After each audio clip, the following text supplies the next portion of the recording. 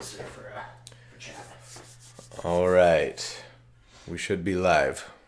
Hi, everybody. Let us know if you can hear us and let us know how it sounds. Yeah, it's looking good. It's looking good on my end. Hey, everyone. Okay. Here's hoping that... Alright, here we go. Live from Utah. Okay, very cool. We're good? Yes. Okay. Send me a chat. What's up?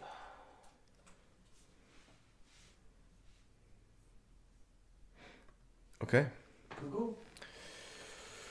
We're there. All right. Okay. Something to block this though, because I'll put this down. All right. Oh man. While we wait for people to join, give people a minute here before we start talking about questions and D&D stuff. Have you finished Arcane yet? You're gonna hate me. I'm not going to hate you. Okay, you're gonna be disappointed in me at the least. I won't be. I haven't. I did the first episode of the second half or whatever, okay. part two, but I got my brother really into it, and he's like, "Don't watch it without me," and I'm like, "Okay, I'll be a good brother." So such a on good brother. Black Friday or Saturday or whenever, we'll finish it out. But I like what I've seen so far. So you've done just episode four of season 2? Okay, that was a good one.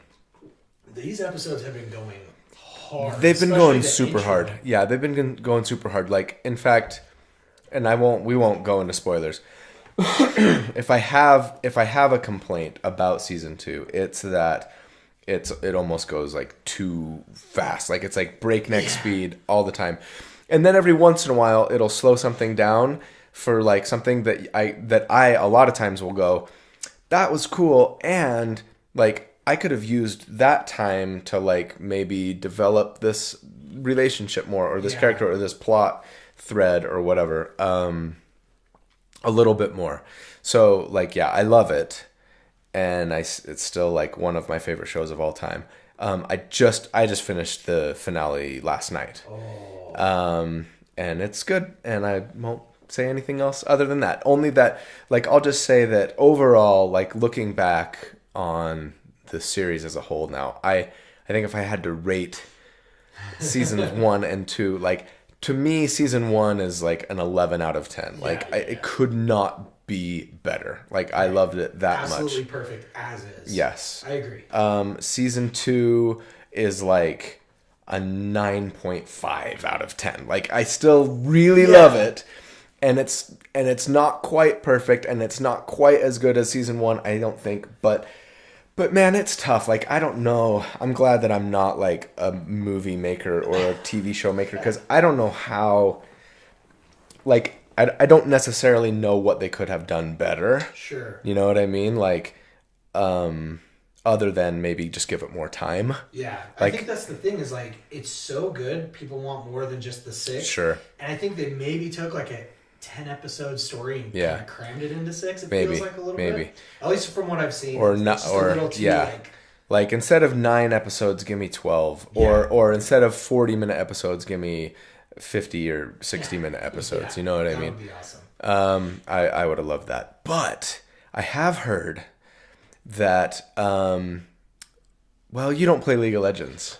No. So this won't matter to you, but as a longtime League player, and that surprised people when I did the Dungeon Dudes live stream last week. A lot of people were surprised, I think, to hear me say that I played League of Legends, maybe because it's known for such a toxic fan base. I don't know what, sure. But it's a great game, I think. I loved it. Anyways, my favorite characters were all from one geography in the world. It's called Ionia. Right. And apparently, I've heard anyways that the next Arcane is going to be, well, it's going to be a few areas kind of in the show that they're going to have. Oh gosh, I heard they got greenlit for 3 separate seasons. I've heard that was like a misquote or something. At least that's what Daniel Green. Possible. That's what Daniel Green said this morning on Fantasy News. Anyways, regardless, they're gonna make more shows, and they're going to Ionia. They're going to involve supposedly Ionia, and then Demacia, which is like kind of like the where like the head of the government of the world government, if such a thing exists, I think is there. And I'm no lore junkie for League, so feel free to correct me there. But like that's where Garen's from, and Lux, and like a lot of the royalty. And then you've got where's Ambessa from? Oh gosh, Noxus. Thank you. I think they're going to be in Noxus. So, anyways, I loved it. I'm super excited. Same. We feel the pain of having to watch. We have to wait to watch. Well, but I also heard, and again, this was from Daniel Green. Those of you who watch Fantasy News, I love Daniel. Same He's here. Awesome. And I think I'm gonna meet him at Dragonsteel Con next week, which will be cool. I know he won't know who I am, but say hi for your friends. Well, he probably. Well, anyways. But apparently they've been in development on the next show for like over a year already, which I was so happy to hear. Yes. Because I don't want to wait 3 years for the next show. I really hope that it's like gonna come out like next year soonish. Yeah, get like one more year maybe. Yeah. Isn't that's enough time, right? Animators, you don't need to sleep or eat or have a family. What else? Dragonvale or Dragonvale? Veilguard. How far are you? No spoilers again. What level is your character? Like 22, 23. I haven't touched it since we last talked. Because I'm like level 20. I just hit level 20. Yeah. So we're probably close. I don't know. The more I play it, the less I want to keep playing it. And see, I think I'm the opposite. Like the more I play it, the more I've enjoyed it. Mm-hmm. I'm starting to kind of be like, oh, okay, like the story I enjoy more. I'm starting to enjoy the characters more. Mm-hmm. How's the sound, by the way? Can you guys hear both of us okay? Does anybody need to be closer to the mic? Anyways, I think Veilguard has been Hey Cody, good. Welcome to the stream. Hey Steven, and thanks for the hundo, Steven. Thanks, Steven. He says happy Thanksgiving. Happy Thanksgiving. Happy Thanksgiving. Can you give us any hints at the next one shot you will be doing? What are your thoughts on the new Lord of the Rings book for D&D Beyond? Let's see. So happy Thanksgiving. The next one shot that I'm planning on doing is going to be for the same group that we did for the Winnie the Pooh fundraiser. Right. With Jeremy Logomancy running it, and then we did it was for Make-A-Wish Foundation 2 or 3 weeks ago, and Will from D&D Shorts was there. He's going to be there again. Josiah Dungeon Dad, he'll be there. Chris Triant Monk will be there. Who am I missing? Me. And then instead of Indestructiboy, Taryn, he has to bow out because he's got some deadlines coming up for his book that he's coming out with. We're gonna have Ted from Nerd Immersion, which will be cool. I've never played with Ted before, so that'll be fun. And we are going to do a Bluey themed Let's go episode. So kind of the same thing. Like the idea with the Winnie the Pooh was like that we were all playing make believe. You know what I mean? Right. And so I'm Piglet, and I've got my pot hat on, right? And I'm pretending to be a cleric, and then in our heads is like this elaborate like real monsters and like all this stuff going. And so for those familiar with Bluey, like I think it's very easy to kind of go there too, because for them it's all about like playing and imagining. And so, yeah, I want to be Bandit. I call dibs. Oh, yeah. You got to be Bandit. It's like the ultimate dad. Yeah, for sure. We all aspire to be Bandit. For sure. And part of me wants to let Dungeon Dad be the dad, but he doesn't actually have kids. Of all the people playing, I think I'm the only one that has kids. That's not true. Chris has a kid. Anyways. But I'm the only one who has kids and am familiar with Bluey. So Dungeon Dad is not actually Dungeon Dad. Yeah, he's not. He's a poser. A fraud!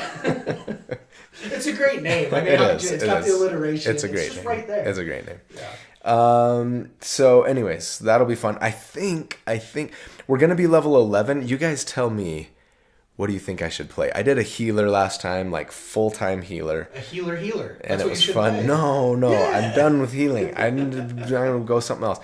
I think I might go with like the Eldritch Knight build that I just dropped like 3 hours ago or whatever. Who's going to be your patron?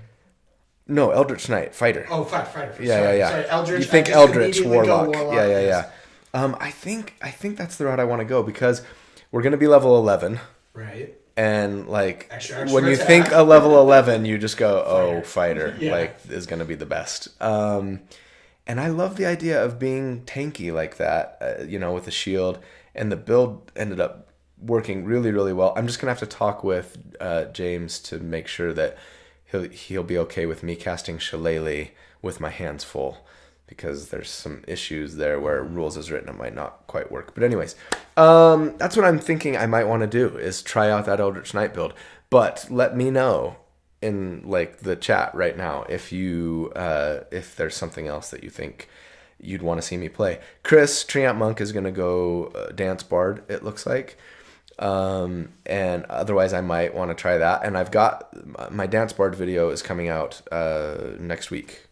Nice. Finally getting to the Dance Bard. That was like really interesting, but seems like kind of hard to actually build around. I think the playtest version of it looked like better than a monk in a lot of ways. Anyways, now granted the monk was really weak at the time in playtest, so that was part of it. But the actual version that got released was a lot less powerful than the playtest, and I think at first glance when you look at it, it's like this isn't gonna be easy to build around. Like this unarmed strike thing isn't doing much for me. Right. And what else am I getting here? Their level 6 features are very good from a like bard support kind of buff your team perspective. Right. But not necessarily, it's not super intuitive, I don't think, when you look at it to go, oh, okay, like this just builds itself. Right. But I was really happy with where we ended up with it. So hopefully you guys will enjoy that one next week. But yeah, I did something new with the Eldritch Knight, the stick and board build that came out today, and I did a premiere, which I'd never done before. Yeah. How did that go? It went well. It was fun to just hang out, because with a premiere, right, it kind of announces, hey, like notify me when this goes live and blah blah blah, and then you kind of watch it with everybody else at the same time. Right. You can't speed it up. You have to. It almost like it's like a live release, and you can't like skip ahead or anything like that. But like people are chatting in the comments, and that was fun to like interact with people and like joke with them about stuff, and answer questions even. I don't know that I'll do it a lot more often. It's tough. I don't often have time on Tuesday. Sure. Tuesday is usually a heavy writing day for me. Like I'll get the video out and then I'm like back to the script. But today, last week I was out of town. I was on the plane a lot, and so while I was on the plane, I was writing my script so that I could be done with the video for Thanksgiving this week, so I wouldn't have to worry about working like Thursday and Friday. So anyways, I got ahead, and so today I'm like, oh, like I actually have some time. Like maybe I'll do this premiere and go live, and that would be fun to chat with people. So I don't know, it was cool. If you guys were there, let me know what you think. If you liked that, or if if it was like, yeah, that was fine, but like, meh. I think a lot of people like can't afford to take time out of their day on a like 9:30 in the morning, at least Mountain Time, and like actually sit down for an hour and watch. But I think a lot of people will catch it on the commute or while they're at the gym, or listen to it at 2x speed, and kind of have it in one ear while they're working, or stuff like that. So it might be a little tough time-wise for like a premiere like that. Brandy Wales, welcome. Glad to have you here. It's your first time, it sounds like. Awesome. We should finish Steven's question. Yeah. Oh, you're right. There's another piece. I hadn't heard. I had not heard that there was going to be a Lord of the Rings. D&D Beyond. That's exciting. Yeah. I'm not very good at keeping up on news. So that is exciting, and it makes me nervous, if I'm being honest. And anytime like two IPs that I'm a fan of, that I love, and I am a big fan and absolutely love both of these IPs, when they come together like this, it feels like a corpo cash grab to me. Sure. You know what I mean? Like, it's like, how can we slam two things together just to generate some buzz? Yeah. I mean, like League of Legends did this with D&D, and I was like, no. Like, no. I love League of Legends, and I love D&D, and I don't think they need to mix. The Lord of the Rings world is a very like low magic system. Do you know what I mean? Or very loose magic system. Yeah. That's probably a better way to put it. Gandalf is like the wizard's wizard. Yeah. He never casts a fireball spell, right? Like his magic is very nuanced and there's sort no, of like rules explained. And it's sort of understated. And like, that he has like this great power, but you don't actually see that power sort of manifest on screen anyways. A lot, right? And I mean, of course, Sauron is this like being of immense might, but like, and the one ring supposedly like makes a powerful being even more powerful, and a less powerful being, they just go invisible. And that's like, it's just a ring of invisibility, which isn't nothing. But like, then you think, well, how would Galadriel use the one ring if she got it? Like, what would it actually let her do, right? And D&D is a very like rules heavy has to make a mechanics first, and then like so I love the idea of playing a tabletop role-playing game set in the Lord of the Rings. I just don't know if like D&D is what it should be, unless they do a lot of like heavy like rules changing, where things work differently, and you don't have sorcerers and wizards and warlocks. Rangers probably shouldn't be spellcasters in that world, right? So I don't know. I'm reserved in my enthusiasm, I suppose. I love the idea of it. Yeah. Being able to play in that world. But you're right. When you start like actually looking at it from the gameplay perspective, then it starts kind of falling apart a little bit. Yeah. Wait a minute. I think in the chat, Daniel Bescher's, he's got it here. He's like, sometimes it's chocolate and peanut butter. Sometimes it's jalapenos and sushi. Actually, but those go good together. I actually like jalapeno on my sushi. Peanut butter and sushi. And chocolate jalapenos. That might actually be okay. Chocolate jalapenos, yes. Peanut butter sushi, I don't think so. Although, I mean, I don't know. You put like maybe like crushed peanuts on top of the... Maybe this analogy... Maybe we're just we gotta find something else. We're too hungry for this analogy. There was a question I wanted to go back to. Yeah. Well, we were kind of talking about Dragon Age Veilguard. Sure. And we had a comment that said, I'm still not sure if I want to buy Dragon Age Veilguard. Your conversation with Dungeon Dudes hasn't convinced me yet. So... Yeah, I had to be careful because, Monty and Kelly and I... And sorry, I have a feeling that there's probably not as many people on the stream this month as there typically are, because people got like 3 hours of me live last week. I don't know how many of you tuned into that. it was a lot of fun, and I love hanging out with those guys, and we could talk just all day, and we did. We turned off the cameras and then just like went to dinner and kept talking all night. But Monty is not playing Dragon Age Veilguard. Kelly and I are. Kelly likes it more than I do even. Mm-hmm. So he's a huge fan, and I'm a fan, but it's like, I would say thus far anyways, it's my least favorite of the Dragon Age games. And it maybe feels less like a Dragon Age game than the other Dragon Age games. Maybe even more so than 2, and that's kind of saying something for some people, right? But I still like it, and the more I play it, the more I like it. It's tough because like I don't want to get into spoilers. It's a good game. The writing at times to me feels it's not that the writing is bad, it's just that there are bad moments that feel like a slap in the face that go jumps. It just like cringe. That was a cringy line, exactly. And maybe it's delivery, but I feel like it's more the writing than the delivery, because these voice actors are pretty solid most of the time. And the characters similar for me to like Mass Effect Andromeda. That's what I was just about to say next. It feels like Andromeda does to Mass Effect, this does to Dragon Age. And that is gonna make a lot of people go, well, it must be the worst game of all time.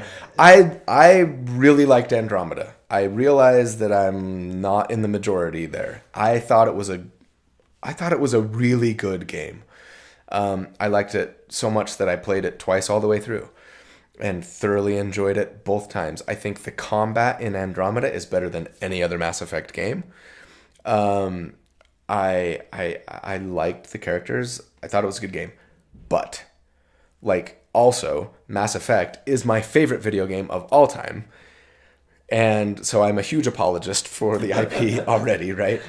But yeah, like the characters, with a couple of exceptions, like I just had a hard time feeling as connected to. And that might not be fair because you had 3 games to develop relationships with Garrus and Liara and Tali and and you didn't get that with Andromeda. So maybe if a sequel came out, because like think about when you're playing Mass Effect 2. And when you get that Blue Angel quest, and when you first realize, oh my gosh, that's Garrett. Yeah. That's Garrus. Garrus? Yeah. I wanted to say Garrett for a second. I was like, wait, it's not Garrett.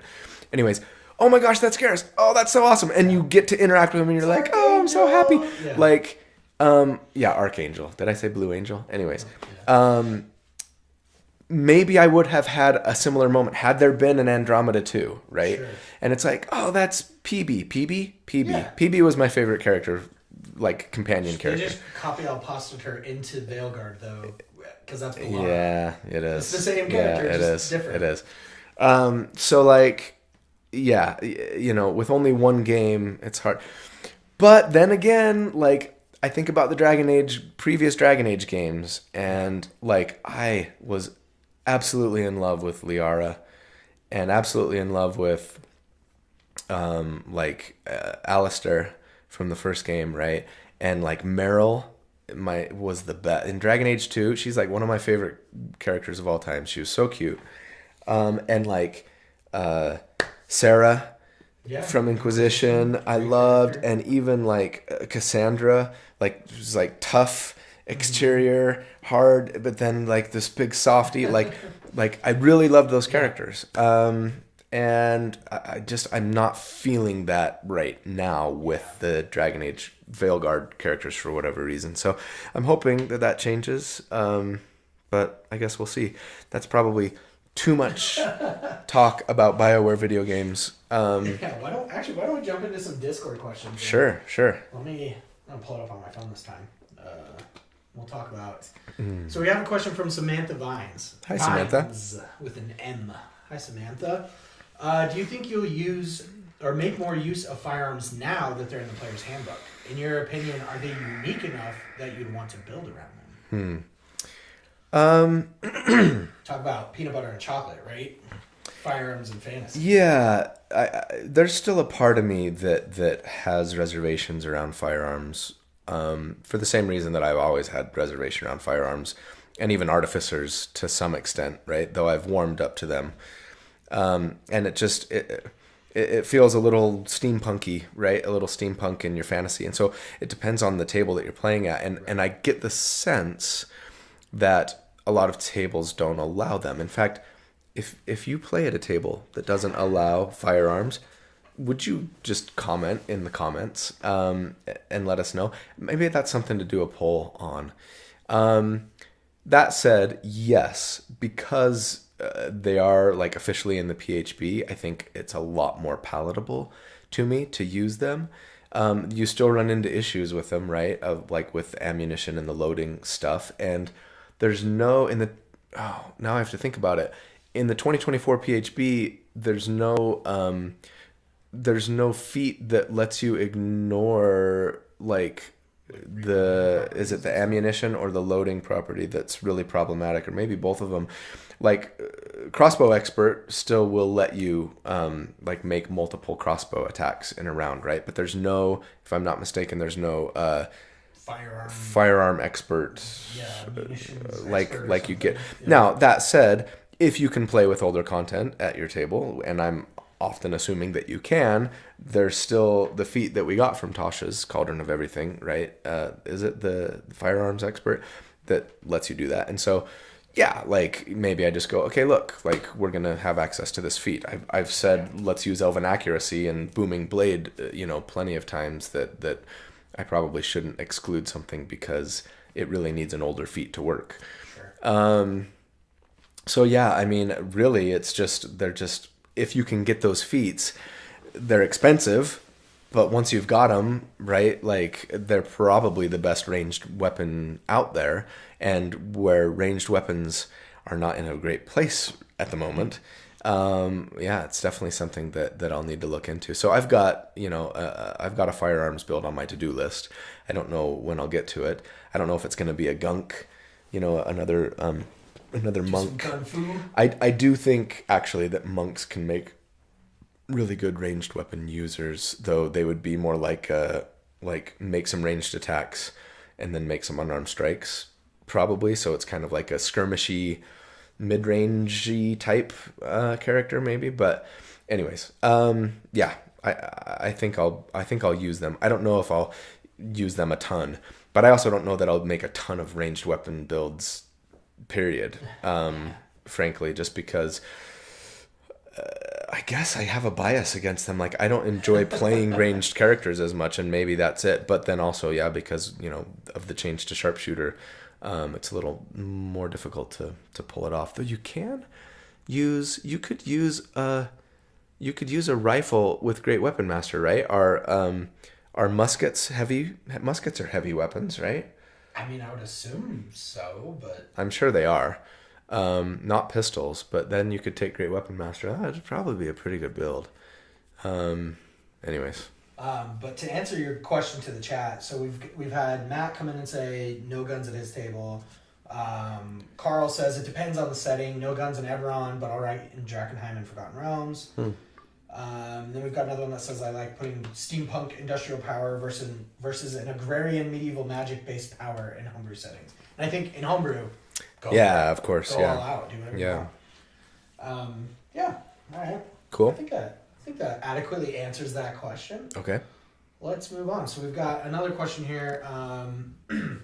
How would you build the Echo Knight fighter build mixed with the Overreactor build? So they're playing an Echo Knight Bugbear, but they want all the sweet reaction attacks. And they're able to use both Legacy and 2024 rules. They get to choose which rules they want to use. It's a little tough because if I remember right, and keep in mind, I've done 195 now. Actually, I've written 195 builds for D&D. I've got 200 coming up. I should plan on something special for that, huh? That's crazy. So I don't remember all of them perfectly. And interestingly, not that you asked, but the earlier builds actually tend to stick with me more than the ones that I've done in the last couple of years, let's say. I think just because it was new at the time and it all felt very like high pressure maybe, or different. I don't know. And now some of them can blend together a little. If I remember, a lot of the reactions that the Overreactor was getting were coming from Battlemaster maneuvers, right? Riposte and brace. And so that can be tough because if you're going Echo Knight, well, I mean, I guess if you can use older content, you can take the feat, the whatever initiate, fighter initiate or something, where you get the the one that lets you learn maneuver, yeah, right? I think it's fighter initiate. So you could do that, and I'd probably encourage that. I mean, you can still get the Sentinel feat. You can still try to do everything you can to get your reaction attacks. Sentinel's probably the best way between that and Battlemaster maneuvers. And I don't think the Overreactor didn't have you like forcing an enemy to run away via like Dissonant Whispers or anything and then making attack that way. Did it? I know that's a tactic that has been used in builds before. Yes. That I've edited. I'm thinking it was the Bard Warlock one. It was like the Whisperer. I think it was just called the Whisperer. Anyways. Yeah, so that's a little tough, but I would say like the Sentinel feat for sure. Grab the old Fighting Initiate feat, if that's what it's called, to get probably Riposte. And then you could get Polearm Master, of course, so that now, if they're entering into your reach, you're making an attack against them. If they're attacking somebody standing next to you, you're making an attack against them thanks to Sentinel. And then if they make an attack against you, you can make an attack against them thanks to Riposte. And that would give you that would cover most of your bases, I would think. So that you could, fairly reliably get that reaction attack. You got a question from Mezcla, but I kind of have to preface it with my own question. Yeah. How many Blade Singer builds have you done up to this point? Have you had 3? Oh, no, way more than that. I've done like straight Blade Singer, right? Okay, without cheating and looking at my table of contents, like straight Blade Singer, no. Straight Blade Singer, it's probably only been 3. Yeah. Because Blade Singer 1, which not very many people know about because it was like really early in the channel and came out before my Blade Singer 2.0, which was very similar actually build, but it was just post Tasha's, so there were some different things. Right. But that's the one that kind of like blew up a little bit, yeah. I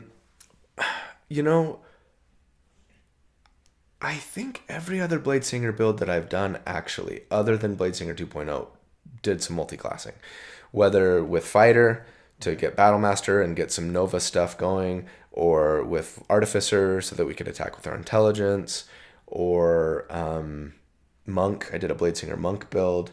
I don't think I've ever done even like the Flame Singer. I think that also had a Battlemaster dip, if I'm not mistaken. So yeah, I think I've only just done the 2 straight class.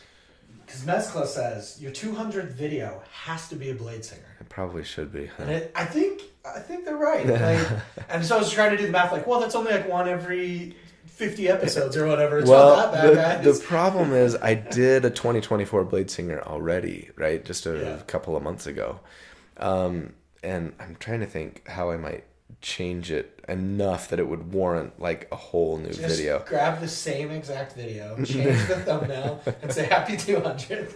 200th video. I'm taking the week off. I mean, and some people would say it needs to be a monk because I love monks so much, but I don't know.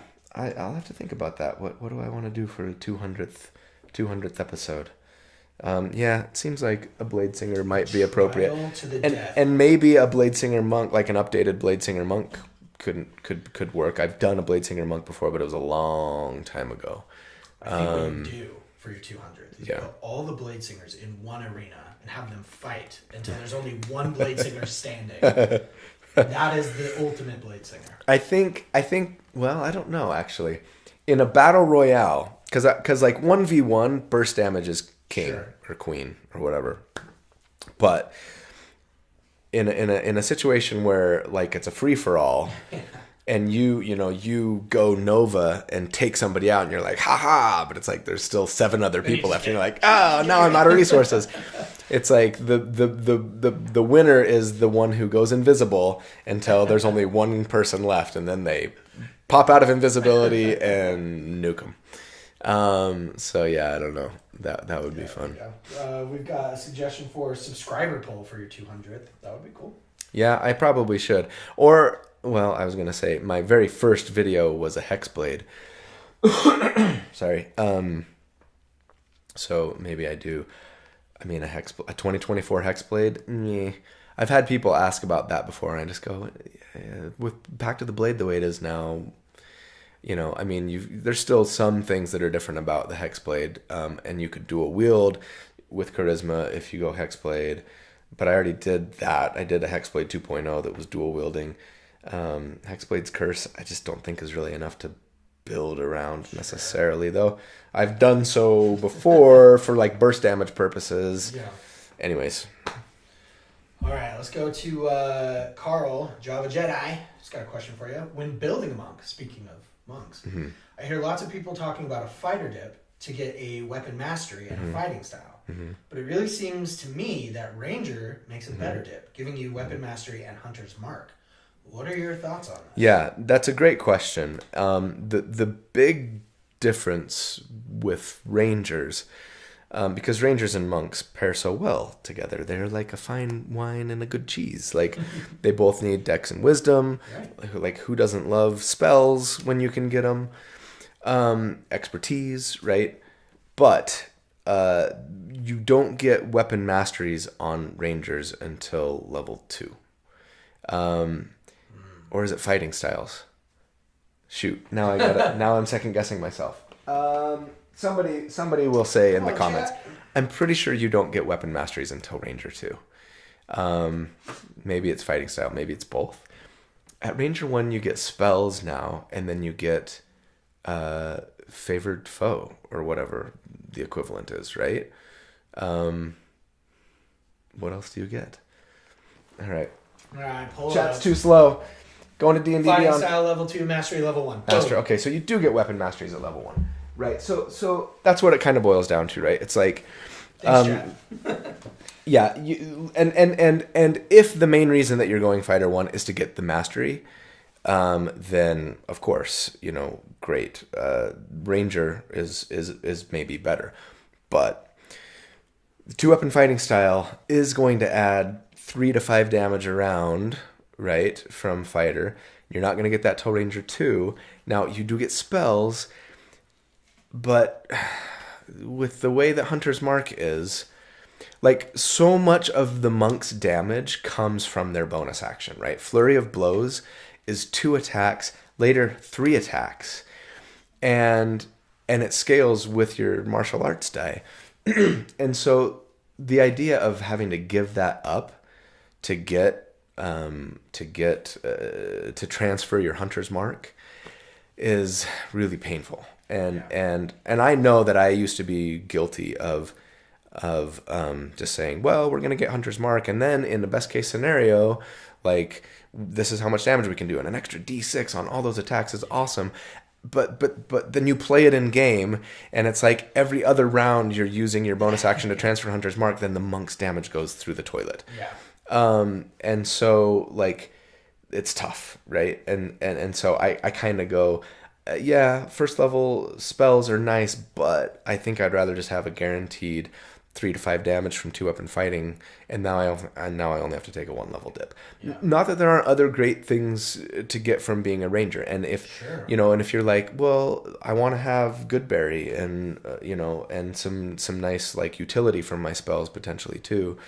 It really depends on your party makeup. Yeah. Too. Like, that goes for every build that you ever do. It's like, depends on your table, depends on your party makeup. Yeah. But that one, I think, especially. Yeah. Choosing fighter or ranger, it's going to depend. I think just in a vacuum, you probably get more damage out of a fighter dip than a ranger dip, depending on how often you're having to use your bonus action to transfer Hunter's Mark. Right. Even if you're never having to use your bonus action to transfer Hunter's Mark, which won't be the case, right? You're gonna get a lot of mileage out of that Hunter's Mark, an extra 4d6, 5d6, depends on your level. But just keep in mind, 1d6 is equivalent to like 3.5 damage, right? And 2-weapon fighting is gonna give you up to 5 once you got your dexterity at 5. So that's almost like 1.5d6 guaranteed every round. You don't need a bonus action to transfer it, etc., etc. So yeah, more reliable, a little less spiky Yeah. on the graph. Yeah. All right, let's go to another question from Discord. Or I guess there's a bit of a follow up to that. It's just not another question. But by the way, I'm playing Arcane Hand Monk using the 2024 base class Monk. Just made 6th level, and it is an absolute blast to play. I don't know if the Arcane Hand can ever justify a multi-class dip, except maybe after 7th level. Shadow Blade in parentheses, but I think, and I said this on my chat with the Dungeon Dudes last week, the Arcane Hand Monk is like, if I could dream of like the perfect character, that's what it would be. I love it so much. It's like it meets all of my archetype loves like in one. It's like the agile striker, martial artist who is also a spellcaster, and so they're gishy. You know what I mean? And it's just like I love it so much. And I've said this to Monty before, and I think he got a little annoyed with me, but I was like, as in the 2014 rules, like, and you guys probably know this, but like when Kelly and Monty designed their their Sebastian Crow's, ding, just got my book. When they designed their monk subclasses, for that, they made them maybe a little overtuned, and they admitted this, largely to compensate for how weak the base monk class was in 2014. Reaction to how it was. And now that the base monk subclass is really, really good, it's like, oh, this is too good now. Like this, like it was arguably, I think the thing that might have made Monty a little annoyed was that I said with the Arcane Hand Monk in particular, like it might be too good even with the 2014 rules. Sure. Just if it is, it's not by a lot. It wouldn't take much to rein it in just a skosh. But with the 2024 rules, it's like, whoa. It would be so good. And yeah, I do think for sure, if it were me, and I'm not saying that you should convince your GM to do this, but if I were the DM of that table, I think I would say, yes, you can play this Arcane Hand Monk, but we're gonna rein their power in a little bit, because it's probably too good as is. But I'm jealous that you get to do that, and I think I agree. I think it is difficult to justify leaving Monk behind as an Arcane Hand Monk. I almost did, and I really wanted to for 2014 when paired with the 2014 rules. Yeah. There were usually some compelling reasons to stick around, but I really wanted to get to like a full caster so that my spells could scale more quickly. My spell slots could scale more quickly. But now with the 2024 Monk base class, it would be even harder, I think, to justify leaving Monk. At level 10, you get that third flurry of blows attack, and then and then there's a feat right around the corner, and then you get your proficiency in all of your saving throws, and like there's a lot of goodies even at higher it's like levels. The never-ending just carrot. You're just like, one more level. Which I think is a sign of good class design. Oh, for sure. Right. When it's a tough decision, Yeah. that's like perfect class design. Yeah. All right, I didn't want to derail you, but when you grabbed Sebastian's Crow, it reminded me, and I know you're a huge Witcher fan, so did you hear the new Witcher book is out. I don't know. I think it's in English, but it's Oh, out. like in Poland or whatever? Yeah, it's I didn't know that. Something I don't want to even try to pronounce. Yeah. But it basically means like Crow's Crossroads or something like that. Is the it equivalent. is it like a continuation of the story, or is it It's like a teenage Geralt? So just out of the trials, like what he's doing fresh after becoming a Witcher. And I figured, like, you of all people who love The Witcher, love I the do. books, like, I would be interested to check that out, because my hope would be that, like, if you read, and not to knock on anybody who enjoys the Witcher books, because I also enjoyed them. I read them all. They can be problematic for in 2024. Reading them sometimes can feel like, oh, like, is the author misogynist, or is he just recreating a misogynist world?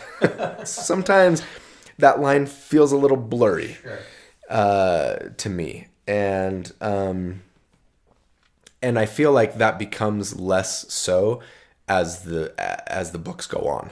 Like, that's maybe especially so in the first couple of books where they're just a series of short stories, right? And by the end, it's much less so. So I wonder, I have to believe that, like, I would be even less uncomfortable reading his most recent entry. Yeah, maybe I'm wrong, but gosh, what a tragedy that TV show. oh my gosh. It started off so good, and it was imperfect, but still really good. And then the second season was still good, but not as good. And then the third season was, I still enjoyed it, but less so. Yeah, if I'm an apologist of anything out there, it's probably the Witcher TV series. It's like, it is so fun. Yeah. Like, no matter what, it's just like, imagine the, like, most peak 80s, like, fantasy book cover, like, shirt off Conan, like, girl draped on his leg. Like, that's what it is. Like, Yeah. and I love it. It's Yeah. just so, like, brawny and just, unapologetically what it is. But, oh, yeah, what a tragedy. I don't even know if I want to watch the next season. That's right. They're doing another season. They decided to just push on with it, yeah. And what's his name's little brother? Hemsworth, Yeah. Could be good. I mean, I will for sure watch it, because that's who I am. Like, I'm watching The Rings of Power, and I'm watching every season of The Wheel of Time, and actually Rings of Power I'm kind of enjoying, though I'm not finished with it, so it's not like I love it so much that I just been binging it. But that's where I'm at. Like, every once in a while I'll be like, oh, you know what? I have nothing Sure, to do. Throw on Rings sure, of Power. And sure. then I finish it and I go, oh yeah, I remember why it took me 2 weeks to watch this episode. it's beautiful. Oh, I mean, here's the thing, like, 90% of stuff that comes out today passes the eye check. Sure. Like, the technology is just good enough. Everything looks Yeah. good. It's when you get, like, 7 hours in and then you're like, you wasted my time. Yeah. I wish, man, if I had a magic wand, there would be so many things that I would do, but one of them would be to get a revamp, to get an update in the latest game engine of all 3 Witcher games. Didn't they announce their... Yeah, they're working on one.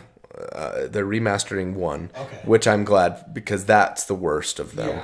Yeah. So I hope they do more than just give it a facelift. That needs, like, some reworking of, like, the story, and, like, there were some real problematic, like trophy cards when you, like, have sex with somebody. Like, it was problematic in a lot of ways. You just get your body count up. What are you talking about? But, like, I would love to see that redone, especially.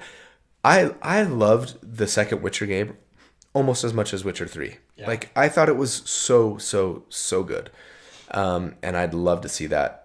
That could just get a facelift and otherwise stay the same, I think, and I think it would be great. But then also, like, I want a Witcher 4. I want a Witcher 4 really bad. I think they are, if I recall. And I don't But know it's if just Siri. Geralt, It's but- just Siri, yeah. I think, yeah. And see, I want, like, but that's, you know, I need to let stories end. Yeah. And that, you know what? This is going to take me full circle back to Arcane. Okay. Sorry about all of the non-D&D talk today, but I think when I was saying it would be so hard to, like, to finish up on the amazing season 1 that it was, but also it would be so hard to finish a show that is so good and so beloved, it's almost like there's nothing you can do that's going to be truly satisfactory, right? Yeah. Because at the end of the day, I think part of what we're resisting and what we're like not liking about whatever it is that we are watching is that it's ending. Like, it doesn't matter what the ending is. I don't like that this is over, and I don't think that we realize that a lot of the times. You know what I mean? I think we find things in the ending that make me go, oh, like, I didn't like that they did that, or I wish they would have done that differently, or how come this, or I still have a question about that. But really, I think what's going on is like, I'm just mad that this show is over, and nothing that you do would actually satisfy me, because I'm gonna be upset about it no matter what. You know? I think the one exception, at least in my life, to this, or maybe two exceptions, and I don't know, maybe it's because I was younger and Sure. like more bright-eyed and Yeah. less jaded. But I think when, like, Lord of the Rings, the film, when those ended, I was completely happy. And when the Harry Potter series ended, the movies at least, and even the books, I was pretty happy. I was I was like, you know what? Is that because they were good, or you were just glad they were over? I think it's because no knock against. I mean, again, Just, I was a younger. That was more a joke about them splitting the movie into two parts. See, that was bad. than anything, because They started a trend. they that kind we of have drug. never recovered Yeah, from. it's true. We haven't. Thanks a lot. Anyways, yeah, no, I hear you, and maybe it feels better when we have like more time with them. Yeah. The Lord of the Rings movies, we had 3 years, And they were all consistently 3+ hours long if you watch the director's cuts, right? Yeah. And so it felt like you had a good amount of time to like be with those characters. Then again, Arcane, I mean, 9 episodes times 40 minutes for season 1, and then 9 episodes times 40 minutes for season 2. I don't know. Anyways, let's move on. We do have some awesome comments I gotta bring up. So, Yeah. High Tech Wizard said Geralt makes The Witcher for sure. And what's awesome is he can have any number of standalone stories and games, like medieval James Bond, and I think that's the perfect. Yeah, he's James Bond with the sword, with 2 swords. That works, doesn't it? It does. Good stuff. Ding ding ding ding ding. And then ding, Brandy says, I felt that way about The Sopranos ending. And yes, agreed. Okay, let's go back to Discord, get back on topic. Sure. Back to D&D. Samantha has another question here. Where do you see the Artificer... Oh my goodness. Where do you see the Artificer standing in 2024? Without damage scaling or blade singer extra attack, does the Artificer still stand up as a damage dealer? Or is it a tanking only niche now? Yeah, it's tough because I get a lot of people asking me to do Artificer builds for 2024, and I think I kind of feel like I have to at some point here before too much longer, because even though I'm pretty sure Wizards has confirmed that they're planning on releasing the Artificer, I want to say they've said the first book that they do, like the first expansion book that they do for 2024 is going to have the Artificer. I could be totally making that up. For whatever reason, that's in my head. That's still probably months, if not a year away, right? They still haven't got the monster manual out yet. I mean, we're a ways out from like an official Artificer. Tasha's part 2 or something. Yeah. So I really need to give it a shot. Straight class Artificer for sure is gonna be tough. Well, I mean, why would you do a straight class Artificer? Because now you're just building a 2014 Artificer. And that's the thing, right? So it's like, okay, well, maybe if I multi-class somewhere to grab some weapon masteries, and things like that. But yeah, it can be tough because like I'm not gonna have an updated spell list. I'm not gonna have, like all I get is like changes to the general rules, and like can I apply those somehow here? In a way that makes Artificer somehow better or more interesting or different or unique than they were in 2014. And I can't think of anything like changes to the grappling rules or, you know what I mean? Changes to some conditions, stuff like that. Like nothing stands out to me that makes me go, oh yeah, like now this would be awesome. You know, the answer might be with Samantha's earlier question about firearms. You know, maybe with their infusions and, you know, some slight changes to firearms, or at least them being more official in the PHB, excuse me, you make something. But I think Daniel in the chat is kind of on the same wavelength as you. He says, what weapon mastery goes on a Glock? yeah, it's tough.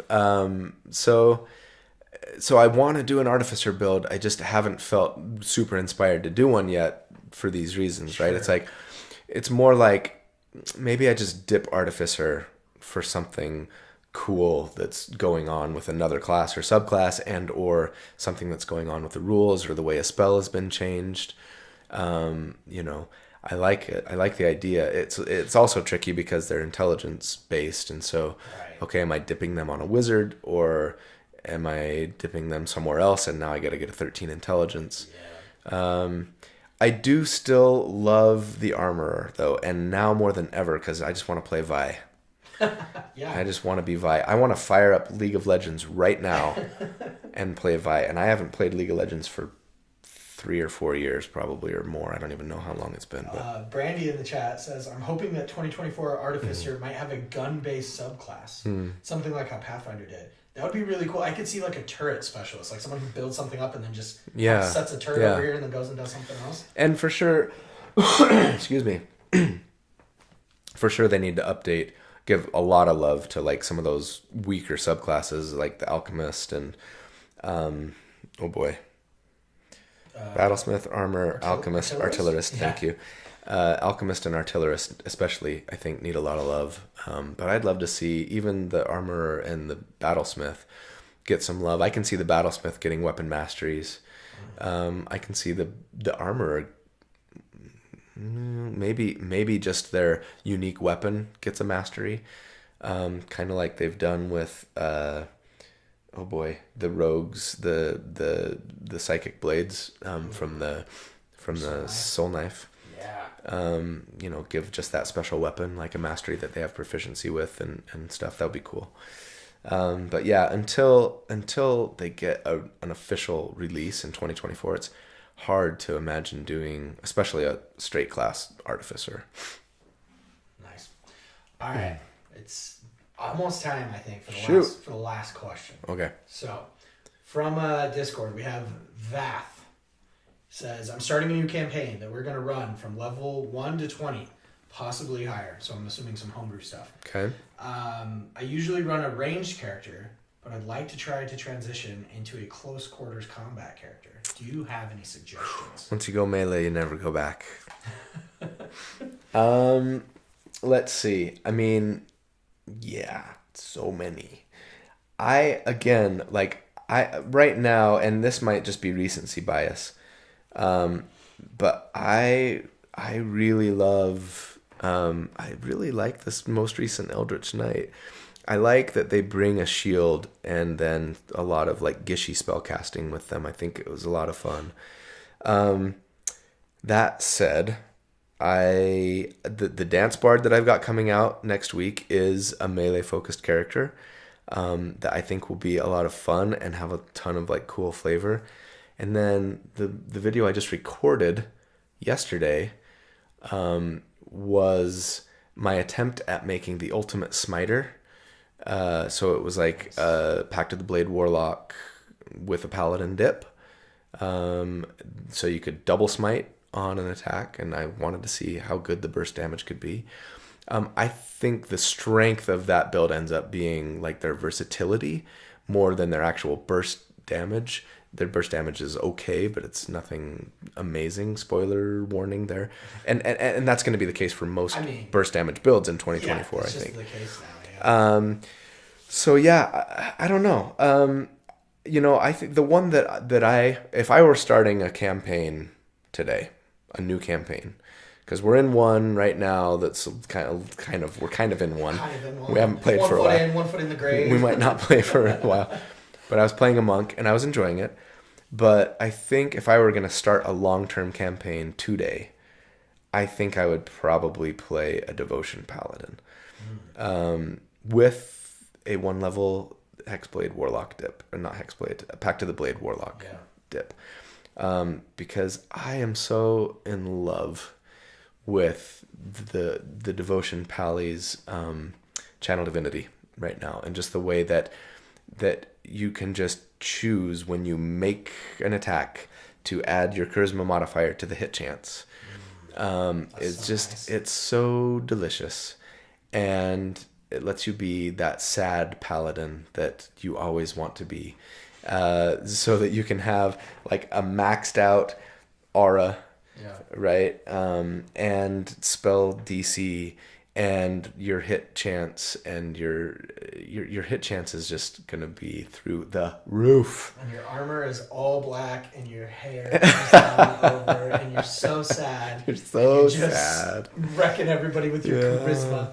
I mean, just think about it, right? If you had at level 5, if you had an 18 charisma, you might not, because you might want to get the Great Weapon Master feat, and that's going to bump your strength. But anyways, let's just say for argument's sake, you had an 18 charisma.